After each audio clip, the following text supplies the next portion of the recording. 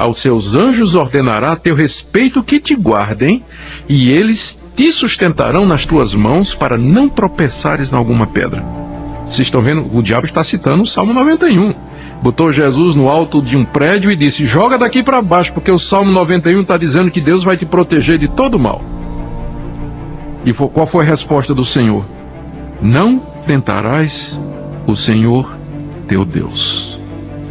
Você pegar o Salmo 91 como base para pular de um alto de um edifício, dizendo a Deus: está escrito que o Senhor, os seus anjos cuidarão de mim, e que os teus anjos não deixarão que eu tropece em alguma pedra.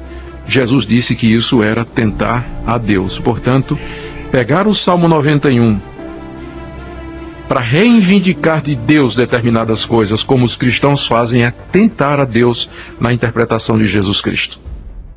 Boa noite, irmãos. Nós queremos saudá-los em nome do Senhor Jesus e convidá-los a abrir a sua palavra no Salmo 91, um dos salmos mais conhecidos da Bíblia e provavelmente um dos mais mal interpretados e usados. É aquele salmo famoso que alguns crentes costumam deixar aberto na entrada de casa, em cima da mesa, Salmo 91, para proteção contra os espíritos, proteção contra os demônios, contra o infortúnio, contra azar, olho gordo, maldição, encantamento.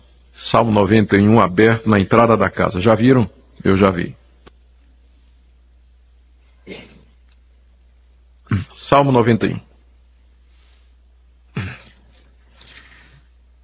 Esse salmo, ele é, como eu já disse, um dos mais conhecidos da Bíblia e muito querido e popular dos evangélicos pelas promessas extraordinárias que são feitas aqui. Essas promessas, elas asseguram que Deus haverá de livrar o justo, aquele que o teme e que o busca, de todos os males, de todos os infortúnios, de todos os tropeços, de todas as calamidades, de todas as tragédias, de todas as doenças que acontecem nesse mundo. De acordo com esse salmo, se nós o tomarmos ou fizermos uma leitura simples desse salmo, então nós podemos dizer que o crente, a pessoa que teme a Deus, ela viverá nesse mundo sem ter doença, sem ser assaltado, sem perder emprego, sem passar necessidade, sem levar topada, sem ter inimigo, sem perder uma para qualquer pessoa. Como a realidade não é bem essa, então a pergunta é: o que é que de fato esse salmo está dizendo? O que é que ele nos promete hoje? E de que maneira nós podemos usá-lo para a nossa vida? Esse salmo não tem um autor declarado. A maioria dos salmos tem um autor. Ou é Davi, ou os filhos de Corá, ou Moisés. Tem pelo menos um salmo que é atribuído a Moisés, mas esse não tem autoria. Todavia, o povo de Israel entendeu que era inspirado por Deus e que devia estar incluído no saltério de Israel, na coleção do livro dos Salmos, para benefício do povo de Deus. O Salmo, ele alterna entre promessas de livramento e a razão pela qual Deus livra as pessoas. Então vamos ler pensando nisso. Do verso 1 até o verso 2, existe então a identificação daquela pessoa que Deus haverá de proteger. O que habita no esconderijo do Altíssimo e descansa à sombra do Onipotente, diz ao Senhor: meu refúgio e meu baluarte, Deus meu em quem confio. E a partir do verso 3 vem as promessas. Ele te livrará do laço do passarinheiro e da peste perniciosa, cobrir-te-á com as suas penas, sob suas asas estarás seguro, a sua verdade é pavês e escudo. Não te assustarás do terror noturno, nem da seta que voa de dia, nem da peste que se propaga nas trevas, nem da mortandade que assola ao meio-dia. Caiam 1000 ao teu lado, 10.000 à tua direita, tu não serás atingido.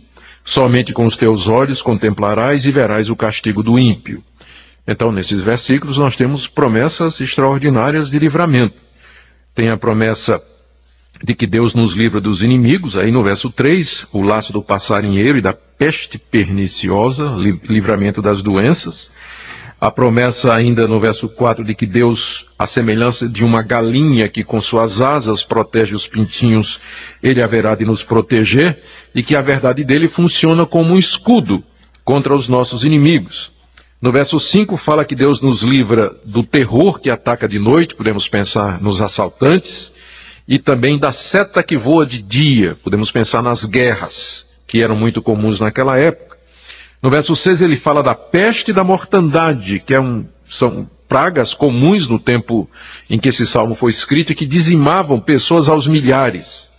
No verso 7, o contexto é de guerra, caiam 10.000 ao teu lado e 10.000 à tua direita, e tu não serás atingido. Exércitos inimigos sendo destruídos, mas o servo de Deus não é atingido por coisa nenhuma. Ele só olha, verso 8, e vê o castigo do ímpio. E por quê? Está no verso 9. Pois disseste, o Senhor é o meu refúgio, e fizeste do Altíssimo a tua morada, que é a repetição do verso 1 e do verso 2. Então, aqui nesse salmo que nós vimos até agora, é que aquele que faz de Deus o seu refúgio, que faz do Altíssimo a sua morada, que se abriga em Deus, ele estará salvo de todas estas calamidades, da guerra, da morte, da peste, do infortúnio, do ataque dos inimigos. Mas continua no verso 10. Nenhum mal te sucederá, praga nenhuma chegará à tua tenda, porque aos seus anjos dará ordens a teu respeito para que te guardem em todos os teus caminhos. Aqui está uma outra razão pela qual o que teme a Deus, ele não sofrerá estas coisas, porque Deus vai mandar os anjos protegê-lo. Verso 12, eles, os anjos, te sustentarão nas suas mãos, para não tropeçarem em alguma pedra. Pisarás o leão e a áspide, calcarás ao pés o leãozinho e a serpente. Pisar o leão, a áspide é uma espécie de cobra venenosa, uma víbora. A promessa então é de que nós não seremos atingidos, por estas coisas. A razão, outra vez uma razão no verso 14. Porque a mim se apegou com amor. Eu o livrarei. Pô-lo-ei a salvo porque conhece o meu nome. Ele me invocará e eu lhe responderei. Veja que promessa extraordinária de que Deus responderá todas as orações desse a quem o salmo é endereçado. Na sua angústia eu estarei com ele, livrá-lo-ei e o glorificarei. Saciá-lo-ei com longevidade e lhe mostrarei a minha salvação. Então, nesse verso 15 e 16, nós temos promessas de resposta às orações, da presença de Deus no meio da angústia, de longevidade, viver muitos dias, verso 16, longevidade, e de mostrar a salvação, que aqui no contexto não é salvação espiritual, mas é livramento, porque o salmo todo é a respeito de livramento destas coisas materiais. Então a salvação aqui não é a salvação espiritual, mas o livramento de Deus. Não é à toa, então, que esse salmo é o predileto de tanta gente. Também é o meu. Eu gosto muito desse salmo. E também eu posso entender porque que as pessoas pegam o Salmo 91, deixam aberto no Salmo 91 e deixam na entrada de casa. Como se o próprio Salmo servisse de proteção contra todos estes males que estão aqui. Alguém me disse, mas eu não posso provar porque eu não vi, que tinha uma igreja vendendo chá do Salmo 91. Tirava o Salmo 91 da Bíblia e fazia um chá, e se você levasse para casa e tomasse, então nenhum mal lhe aconteceria. Naturalmente que só valia aquela página da Bíblia dada pela igreja que você obteria por uma pequena oferta, ou enfim, uma contribuição, e assim por diante. Então, esse é o salmo que nós temos diante de nós. O problema parece que esse salmo não corresponde à realidade. Não corresponde. Às vezes parece que sim, às vezes parece que não. Eu podia falar de Jó, por exemplo. Era um homem justo, temente a Deus, e perdeu tudo o que tinha. Podemos falar dos mártires cristãos do primeiro século, pessoas que por causa da fé em Jesus Cristo, porque fizeram de Deus o seu refúgio, porque confiaram em Deus, foram torturados, tiveram seus bens apreendidos, foram jogados em calabouços, devorados por feras, decapitados, crucificados. Podemos falar de João Batista, um homem enviado por Deus, justo e santo, mas que morreu decapitado numa prisão. Então parece que esse salmo, como é que nós relacionamos estas promessas aqui com o fato de que pessoas fiéis a Deus, através da história, e nos dias de hoje, elas sofrem infortúnios, ficam doentes, morrem cedo, em vez de morrerem com muitos anos, morrem cedo. Estou lembrando agora de um rapaz chamado Daniel, da primeira igreja presbiteriana do Recife, quando eu era pastor lá. moço crente, temente a Deus, morreu de câncer com menos de 20 anos de idade. Era um dos moços mais crentes que eu já conheci, dedicado, evangelista, consagrado. Descobrir o câncer com menos de um ano, Daniel morre tragicamente no hospital. Onde fica a promessa de longevidade do Salmo, né? A gente fica perguntando, a gente sabe de gente que teme a Deus e morre de desastre. Há cantores famosos, inclusive, que fizeram muitos dos belos hinos que nós cantamos e que morreram tragicamente de acidente de automóvel e coisas dessa natureza. Não é que Deus não nos livra. Semana passada, as minhas duas filhas estavam vindo da igreja, domingo à noite, e quando chegaram na porta de casa, que abriram o portão, 3 assaltantes armados entraram com as duas. E eu estava em casa com a Minca fazendo o jantar. Me lembro bem que eu estava com a faca desse tamanho cortando tomate na cozinha. Minca primeiro foi que ouviu a voz dos assaltantes dentro de casa. Ela foi lá ver o que era. Eu não pensei que era amigo das meninas da escola ou da igreja. E depois, quando eu vi a voz da Minca alterada, é que eu entendi que eram assaltantes. E finalmente, o que é que aconteceu? Um grande livramento. Eles levaram só dinheiro. Levaram um computador da Hendrika, e ela achou ótimo, porque o pai comprou um melhor para ela, né? Ela está vibrando com aquilo. E levaram o carro da gente. E nós estávamos preocupados, né? E eu estava muito preocupado, porque era exatamente aquele período de renovação do seguro, e que o carro estava descoberto por 3 dias. E foi exatamente na segunda-feira o seguro valeria, e o carro foi roubado domingo à noite. Então era um prejuízo grande, não é? Prejuízo grande. No dia seguinte a polícia telefona. Acharam o carro inteirinho, só levaram o rádio. Todos os documentos da Hendrika estavam lá, todos que eles tinham levado a bolsa da Hendrika. Inclusive 2 livros. Mas como o ladrão não lê inglês, era livro em inglês, não levaram. Deixaram lá, provavelmente, porque não liam, né? Não liam nem inglês nem português, provavelmente. Então, quer dizer, o livramento foi. O que é que podia ter acontecido? Podiam ter matado um de nós, podiam ter machucado as meninas, poderiam ter estuprado as meninas, ou coisa dessa natureza. Então, um livramento. Só que, no ano passado, um outro pastor, colega meu, amigo meu, deixou seu carro estacionado numa igreja onde ele foi pregar. Quando ele voltou, o carro tinha sido roubado até hoje. Não tem sinal do carro, perdeu tudo que estava no carro, inclusive. Livramento num, livramento no outro. É que eu sou mais justo do que ele? De forma nenhuma, eu conheço o pastor, eu diria o contrário. É um santo homem de Deus, temente a Deus, que busca a Deus. E muitos de vocês teriam histórias para contar, não teriam? De situações que aconteceram. E não foi porque vocês não temem a Deus ou não creem em Deus, mas essas coisas simplesmente acontecem. O que fazer desse salmo, então? O que é que esse salmo está ensinando? De que maneira nós podemos compreendê-lo? Eu queria nessa noite abordá-lo da seguinte perspectiva. Em primeiro lugar, ver a quem essas promessas são feitas. Elas são feitas não a todos, mas aos que de fato confiam em Deus e fazem de Deus o seu refúgio. Como está no verso 1 e 2, como está no verso 9, como está no verso 14, esses versos falam de que essa pessoa é uma pessoa que se apega a Deus, que ama a Deus, confia em Deus e faz de Deus o seu refúgio, que anda nos caminhos do Senhor. E Deus, de fato, é o seu bem mais precioso. E não é interessante? Quando a gente faz de Deus o nosso bem mais precioso, Deus protege os outros bens que são menos preciosos, que são os bens materiais, não é?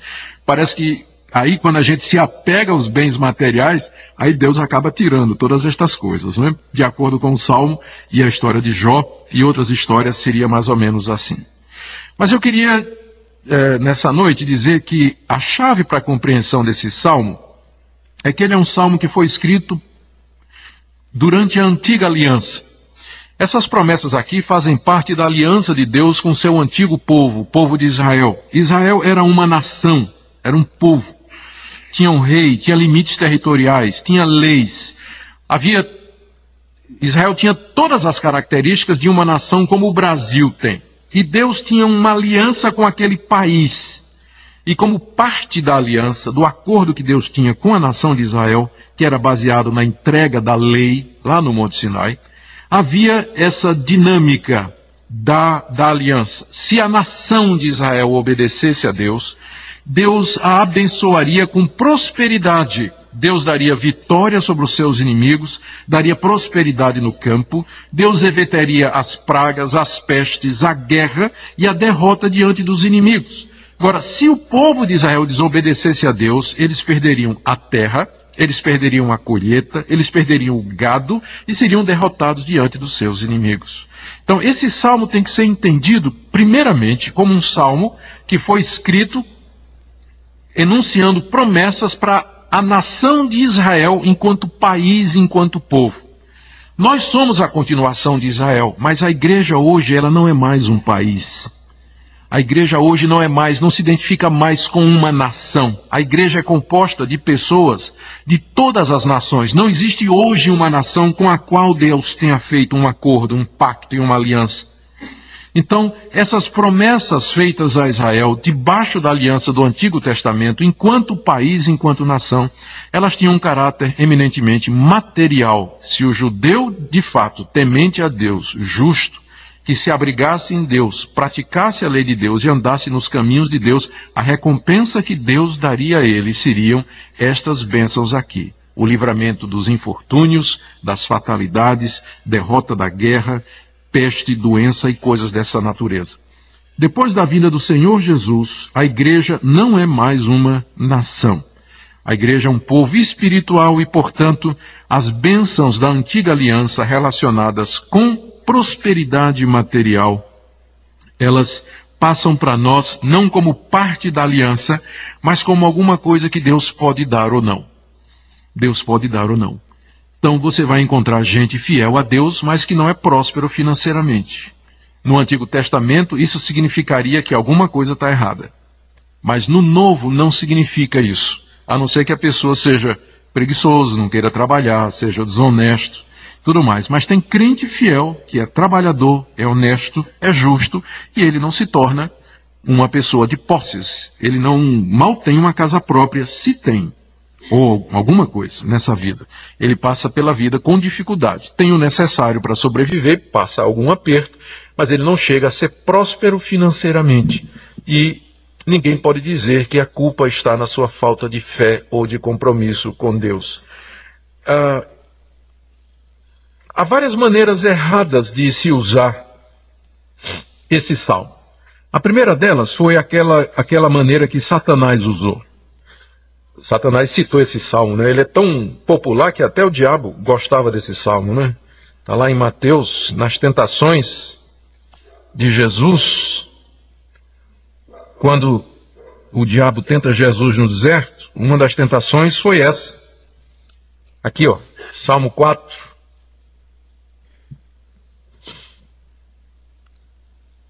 Mateus 4, a partir do verso 5. Então o diabo levou a cidade santa, colocou sobre o pináculo do templo, que era o lugar mais alto do templo, e lhe disse: se tu és o filho de Deus, atira-te abaixo, porque está escrito: aos seus anjos ordenará a teu respeito que te guardem, e eles te sustentarão nas tuas mãos para não tropeçares em alguma pedra. Vocês estão vendo? O diabo está citando o Salmo 91. Botou Jesus no alto de um prédio e disse: joga daqui para baixo, porque o Salmo 91 está dizendo que Deus vai te proteger de todo mal. E qual foi a resposta do Senhor? Não tentarás o Senhor teu Deus.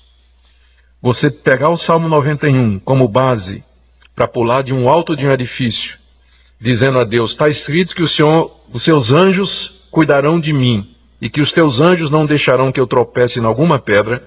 Jesus disse que isso era tentar a Deus. Portanto, pegar o Salmo 91 para reivindicar de Deus determinadas coisas, como os cristãos fazem, é tentar a Deus na interpretação de Jesus Cristo. Seria tentar a Deus, de fato. E vejam como Satanás ele pode usar a palavra de Deus para distorcer as verdades divinas. Jesus citou mais adiante esse salmo no livro de Lucas, no capítulo 10, quando ele mandou os discípulos pregar, os 70. Lucas 10, a partir do verso 19, os 70 foram em missão pregar a palavra de Deus e eles expulsaram demônios. E Jesus disse no verso 19: eis vos dei autoridade para pisar serpentes e escorpiões e sobre todo o poder do inimigo, e nada absolutamente vos causará dano. Salmo 91, verso 13. É esse versículo que ele está citando. Pisarás aos pés o leão, a serpente, a víbora, a áspide. Jesus citou esse salmo e aplicou a vitória espiritual dos discípulos sobre as hostes do mal. Não será que aqui nós temos a chave para a compreensão desse Salmo 91? O Senhor Jesus espiritualizou o salmo e o aplicou a uma batalha muito maior do que a batalha contra exércitos inimigos, que é a nossa luta contra os principados e potestades, contra Satanás e os seus anjos, é a guerra espiritual na qual nós nos envolvemos no dia de hoje. Eu penso que aqui está então a maneira de compreender esse salmo. O que esse salmo está fazendo é dizer que Deus haverá de guardar os seus servos e nos proteger de todo o mal do inimigo, e o mal aqui é principalmente o mal espiritual. E vai nos guardar para que nós cheguemos em segurança à vida eterna. É dessa maneira que esse salmo pode ser entendido. Não estou dizendo que Deus não pode nos livrar eventualmente de calamidades e de problemas. Ele pode fazer da sua livre graça. Mas o fato de que Deus nem sempre livra os seus servos, João Batista, os mártires, muitos reformadores, os mártires hoje na cortina de ferro, os em países muçulmanos, os crentes que passam por dificuldades, o fato de que Deus nem sempre livra o seu povo fiel, já é uma amostra de que esse salmo não pode ser tomado nos dias de hoje de uma maneira literalista, como se nós pudéssemos reivindicar de Deus todas estas bênçãos, como é feito em algumas igrejas neopentecostais e como alguns irmãos querem fazer. O que Deus prometeu para nós na nova aliança, mediada por Cristo Jesus e por seu sangue, é o perdão do pecado, de pecados, a santificação, que Ele vai nos guardar para si, para que nós não nos desviemos dele, e que Ele nos vai preservar para o seu reino, até que nós sejamos acolhidos pelo Senhor Jesus na morte ou na segunda vinda, no dia do juízo. Mas isso não quer dizer que nesse mundo nós não passaremos por dificuldade. Encerro, portanto, nessa noite, em primeiro lugar, com uma palavra para aqueles que estão passando por calamidades ou dificuldades, passaram por infortúnios, apertos, doenças.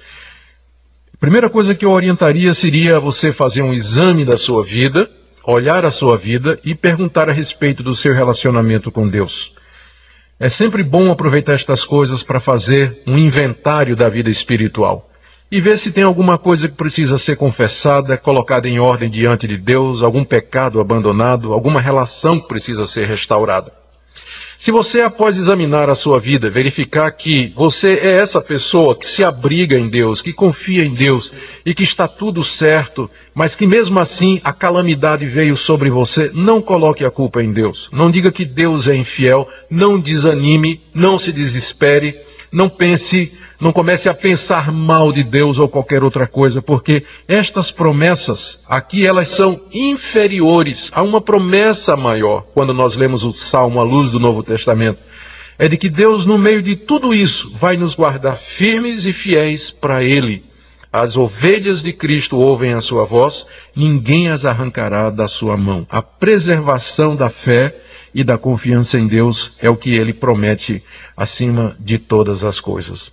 E se você está tendo um período bom, um período tranquilo, de bênçãos materiais, de alguma segurança financeira aqui nesse mundo, não coloque seu coração nestas coisas, porque você tem hoje e não tem amanhã.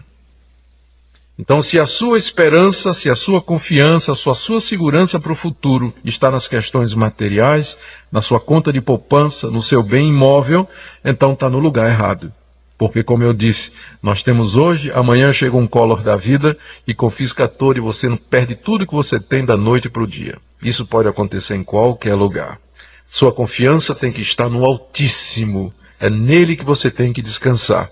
É nele que você tem que repousar. E assim, seja na dor, seja na doença, seja na pobreza, seja na dificuldade, nós continuaremos a amar a Deus e ao seu Filho Jesus Cristo, porque nós veremos que somos apenas peregrinos aqui nesse mundo e que nosso lar não é aqui, mas nós caminhamos para a nossa mansão celestial que o Senhor Jesus já foi preparar. Amém? Baixe nossos conteúdos gratuitamente. Acesse o canal pelo link na descrição.